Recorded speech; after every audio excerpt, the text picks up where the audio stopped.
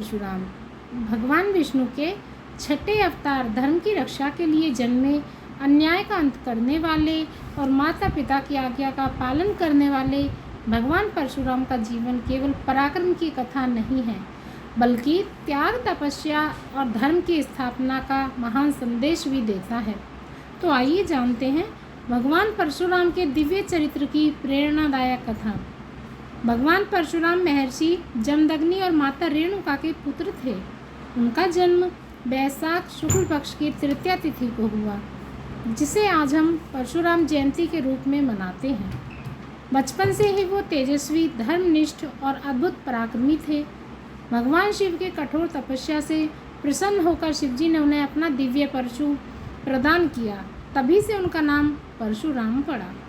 एक दिन माता रेणुका नदी से जल लेने गई। वहाँ उनका मन क्षण भर के लिए विचलित हुआ। महर्षि जमदग्नि ने योग बल से ये जान लिया और अपने पुत्रों की आज्ञा पालन की परीक्षा लेने के लिए माता रेणुका को दंड देने का आदेश दिया।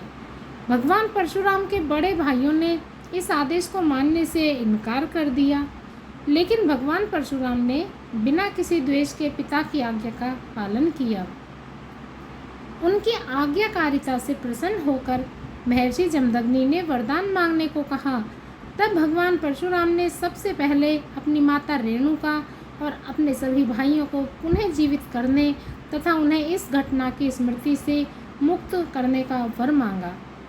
महर्षि ने तथास्तु कहा और सब कुछ पहले जैसा हो गया। ये प्रसंग हमें सिखाता है कि भगवान परशुराम केवल आज्ञाकारी ही नहीं, बल्कि करुणामय और क्षमाशील भी थे। उस समय है वंश का राजा कार्तिवीर्य अर्जुन अपने बल और अहंकार के कारण प्रसिद्ध था।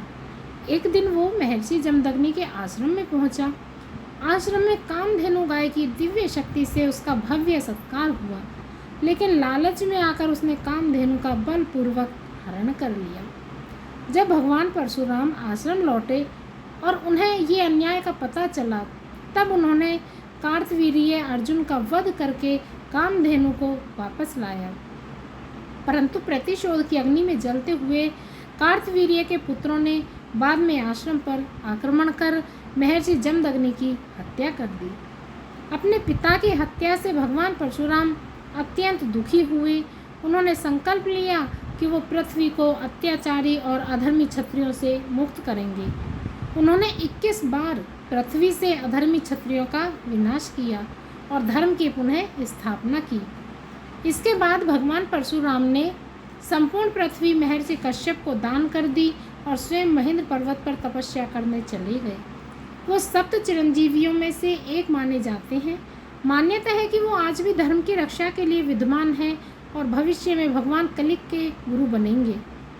भगवान कल्कि के गुरु बनेंगे। भगवान परशुराम का जीवन हमें सिखाता है कि शक्ति का प्रयोग सदैव धर्म, न्याय और सत्य की रक्षा के लिए होना चाहिए, कभी भी अहंकार, क्रोध या अन्याय के लिए नहीं।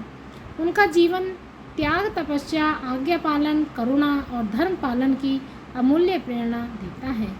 यदि आप